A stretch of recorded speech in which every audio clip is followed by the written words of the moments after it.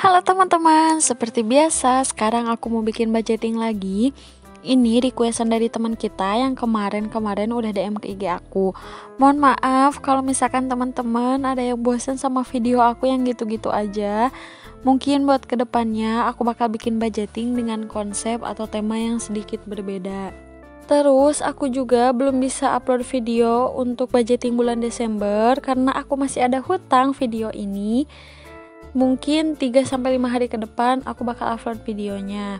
Selain itu, pas minggu-minggu kemarin sekitar awal Desember, aku fokusnya ke PAS dan ada Maulid Nabi juga. Lanjut ada pilkada, terus ngerekap nilai, dan minggu-minggu sekarang aku harus ngisi rapot. Jadi emang aku curi-curi waktu banget buat bikin video.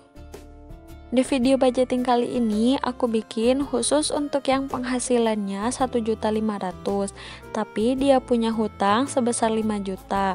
Jadi dia tuh pengen bisa nabung untuk bayar hutang yang 5 juta itu.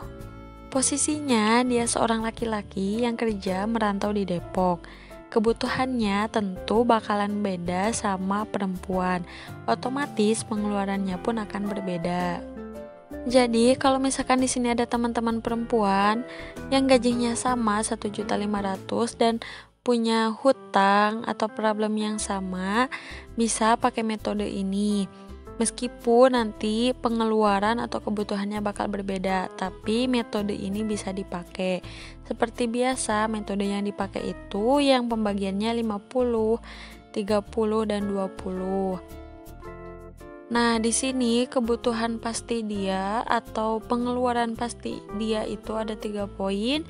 Yang pertama untuk makan. Dalam satu hari, budget untuk makan itu 20.000. Berarti untuk 1 bulan sekitar 600.000. Terus untuk data internet atau kuota sekitar 100.000 per bulan, dan untuk sedekah 50.000 per bulan. Nah, jadi total di pengeluaran pasti ini harus 50% dari gaji kita. Berarti sekitar 750.000. Di pengeluaran gak pasti itu kan biasanya 30% dari gaji kita. Tapi itu kalau misalkan kita gak punya hutang. Kalau kita punya hutang, kita bisa kurangin jadi 20% dari gaji kita. Nah, untuk pengeluaran gak pasti ini ada 2 poin. Yang pertama untuk skincare, yang kedua untuk uang jajan. Nah, sebenarnya untuk skincare ini dia bisa habis 100.000 per bulan. Tapi di sini aku gabung aja jadi 200.000 termasuk alat mandi. Terus untuk uang jaga-jaga itu sekitar 100.000. Jadi total di pengeluaran gak pasti itu 20% dari gaji, yaitu 300.000. Nah, pos selanjutnya ada pos tabungan. Biasanya kalau tabungan ini simpen 20% dari gaji kita. Tapi karena dia punya hutang, jadi otomatis kita harus menyimpan lebih banyak biar cepat bisa bayar hutangnya. Jadi di pos tabungan ini kita simpen 30% dari gaji kita.